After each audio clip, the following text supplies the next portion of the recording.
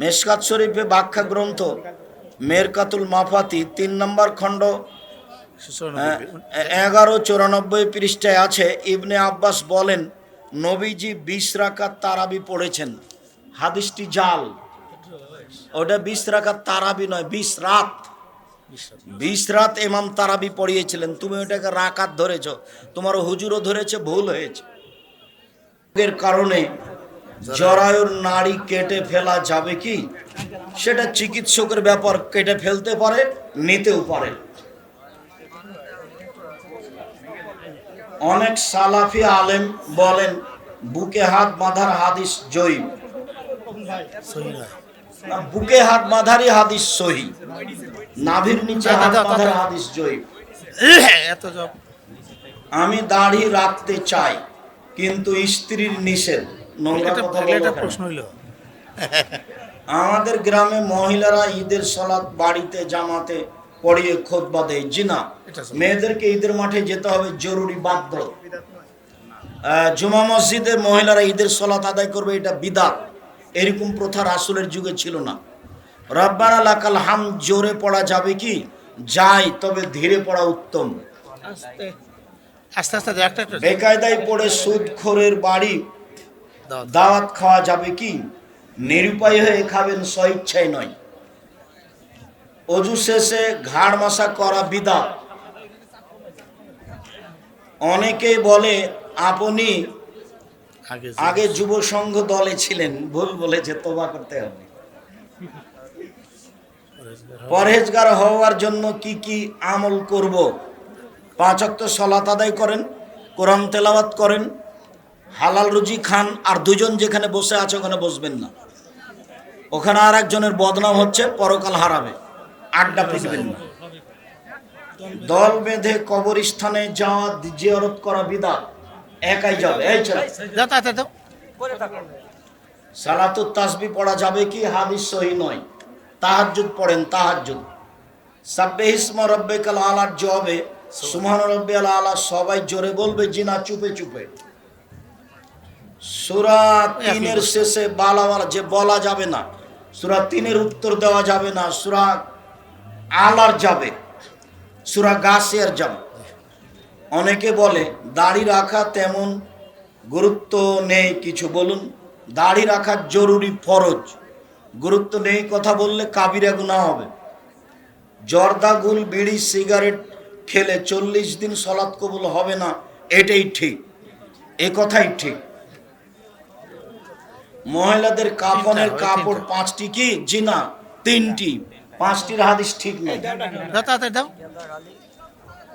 দলিলবিহীন জায়গায় মসজিদ স্থাপন করা যাবে কি?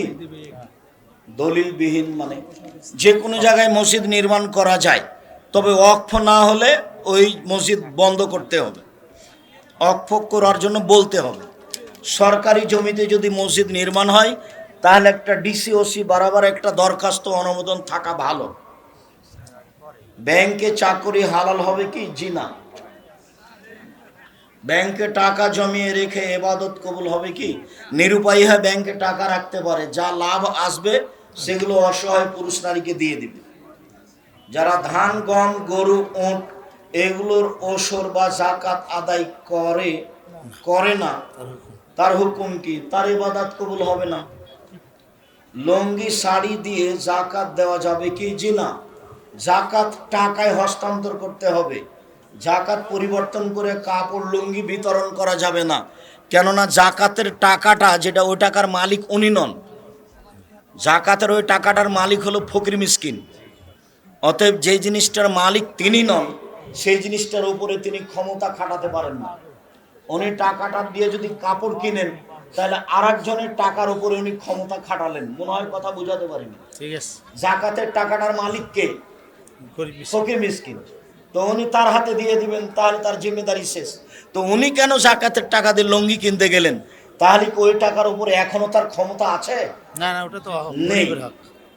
আপনি একদিন আমাদের কেন্দ্রীয় মসজিদে খুতবা দিবেন, সময় হওয়া কঠিন আছে। আজকে আপনাদের মেহমানের অনুরোধে তার আর একজনের মাধ্যম দিয়ে চলে এসেছে। আমি এখানে আসা পর্যন্ত ওনাকে খুঁজছিলাম যে ইনি কে, যার মাধ্যমে চলে আসলাম। বেনামাজির জানাজা হবে কি? নামাজ যদি অস্বীকার করে থাকে তাহলে হবে না, আর যদি শয়তানি করে পড়ে না, তার জানাজা করতে হবে। মৃত ব্যক্তির খানার অনুষ্ঠান হারাম, 40 দিনে হোক 4 দিনে হোক। যেটা মৃত ব্যক্তির নামে খাদ্য দিয়েছেন ওটা তো ময়লা, মানুষের ময়লা, ওটা সাদাকা, তা আপনি বা খাবেন কেমন করে? আর আপনার বাপের বন্ধু মানুষ এসেছে গাড়ি নিয়ে, ও খাবে কি করে? এটা মানুষের ময়লা।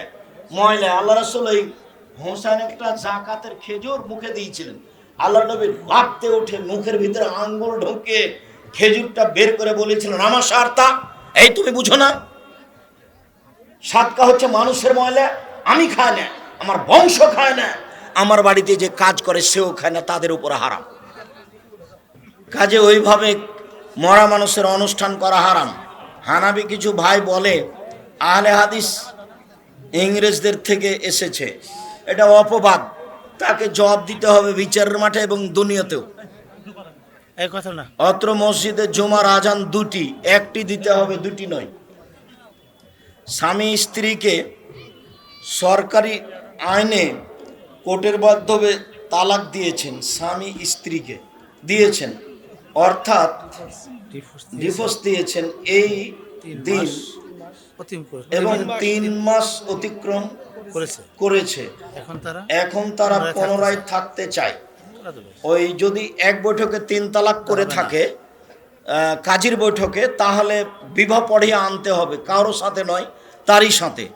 90 দিনের মধ্যে ফিরিয়ে নিলে বিবাহ পড়াতে হতো না, 90 দিন পার হয়েছে, তারই সাথে বিবাহ পড়াতে হবে, অন্য কোথাও নয়। আর যদি 3 মাসে 3 তালাক দিয়ে থাকে তাহলে আর ফেরত নেওয়া যাবে না।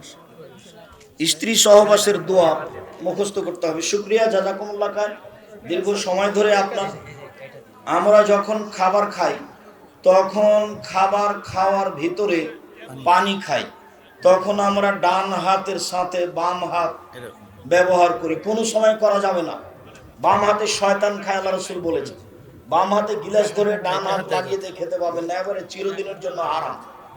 ডান হাতে ধরতে হবে, বলে ভাত লেগে আছে যে চেটে খান, আর না হলে ওই সহই আপনি গিলাস ধরেন, আর না হলে খেজুর খান।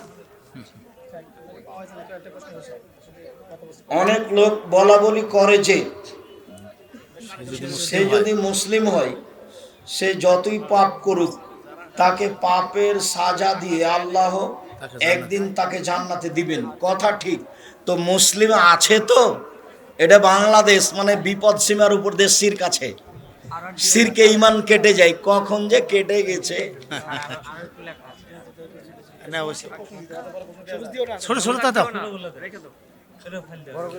বুকে হাত বাঁধা। হুজুর বিভিন্ন ধরনের মোবাইল গেম যেমন ফ্রি ফায়ার, পাবজি ইত্যাদি গেমগুলো ইসলামের দৃষ্টিতে চিরদিনের জন্য হারাম। প্রত্যেক যেই খেলা বসে বসে চলে, সময় নষ্ট হয়, শরীর চর্চা হয় না, সেই খেলাকে আল্লাহ চিরদিনের জন্য হারাম করেছেন। চৌসার, ছক্কা, লুডু, দাবা, পাঞ্জা, ক্যারাম বোর্ড, তাস, গেমস, যত খেলা আছে বসে বসে চলে, সময় নষ্ট হয়। এই খেলায় যদি কেউ হাত লাগায় তাহলে তার হাতকে শরীর রক্তের মধ্যে ডুবিয়ে দিল, একেবারে হারাম। শ্বশুর বাড়ি হতে খুশি হয়ে কোনো কিছু দিলে নেওয়া যাবে কি? পরে নিতে হবে, বিবাহের সময় নয়। আব্দুর রাজাক সাহেব পরে নেওয়ার দলিল, ফাতেমা রাসূল সাল্লাল্লাহু আলাইহি সাল্লামের বাড়িতে গেছিলেন কাজের লোক চাইতে, তো আল্লাহর নবী বলেননি যে বিবাহের পরে কাজের লোক দেওয়া যাবে না, এই কথা তিনি বলেননি। তিনি বলেছিলেন যে তুমি এগুলো বলো, তাহলে আর কাজের লোক লাগবে না। তো বিবাহের পরে বাপ মেয়েকে কিছু দিতে পারে, তার প্রমাণ এইটা। উনি যদি বলতেন সাবধান, বিবাহের পরে মা বাপের কাছে কিছু চাওয়া যাবে না, তাহলে এটা চিরদিনের জন্য হারাম হতো। বিবাহের সময়তে যা কিছু লেনদেন হয় তা যৌতুক, তবে চাপ দিয়ে শ্বশুরের কাছে কিছু আদায় করা যাবে না। মেশকাত শরীফে ব্যাখ্যা গ্রন্থ মেরকাতুল মাফাতি 3 নম্বর খণ্ড 1194 পৃষ্ঠায় আছে, ইবনে আব্বাস বলেন নবীজি 20 রাকাত তারাবি পড়েছেন। হাদিসটি জাল, ওটা 20 রাকাত তারাবি নয়, 20 রাত।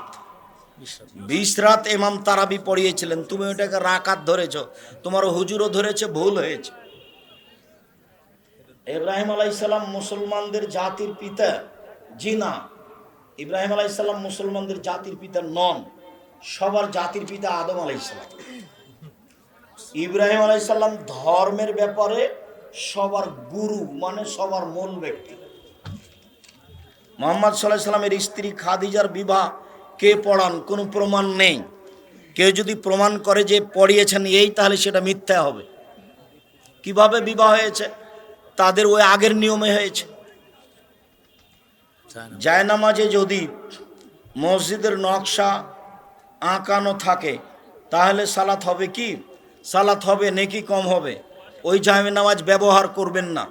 যে জায়নামাজে কোনো প্রকার ছবি নাই, এক কালার, সিরাজগঞ্জ বাজারে গিয়ে বলবেন যে আমি এক কালার জায়নামাজ নিব, বাস ওইটা নেবেন, তাতে সালাত আদায় করবেন।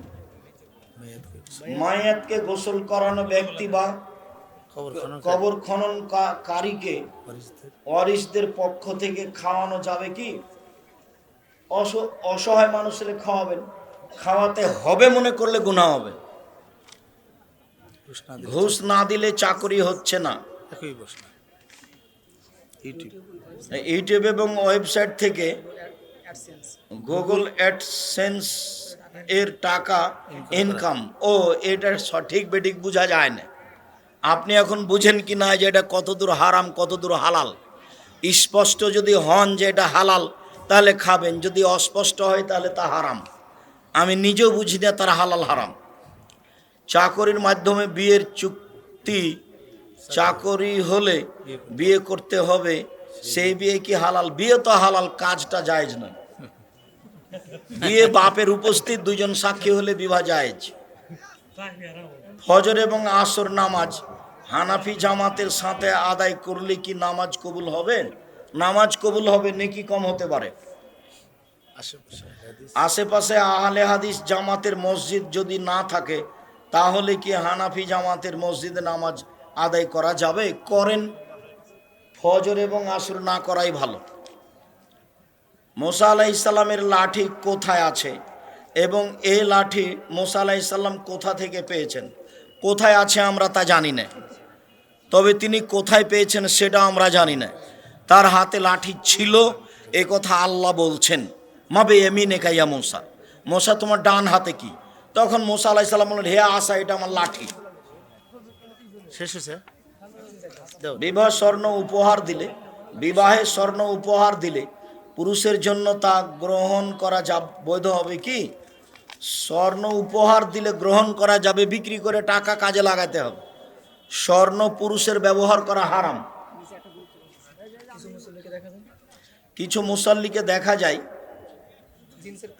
জিন্সের প্যান্ট পরে এবং এই প্যান্ট গুটিয়ে সালাত আদায় করে, জেনে এটা হারাম। যেই প্যান্টে শরীরের উঁচু নিচু বোঝা যায় অঙ্গ প্রত্যঙ্গ, সেই পোশাক হারাম।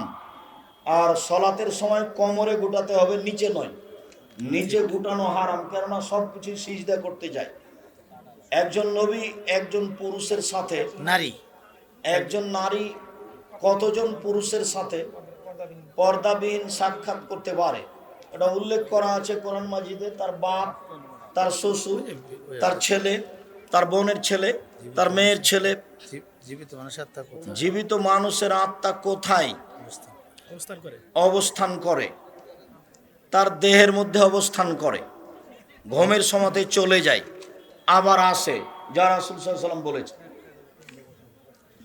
আমার 3টি মেয়ে, তাদের নাম রাখা হয়েছে মাফিয়া আক্তার মুন্নি, মাফিয়া আক্তার মুন্নি, মার্জিয়া আক্তার মায়া, মার্জিয়া আক্তার মায়া, মনিরা বিনতে মুক্তার। এই নামগুলো রাখা যাবে। মনিরা, শুধু মনিরা, মনিরা বিনতে মুক্তার, ঠিক আছে। মার্জিয়া বিনতে আক্তার মায়া, আক্তার মায়া লাগবে না, শুধু মার্জিয়া। আচ্ছা, আক্তার মায়া এগুলো ছেড়ে দিতে হবে। মাফিয়া মাফিয়া, এটাও একটাই। মাফিয়া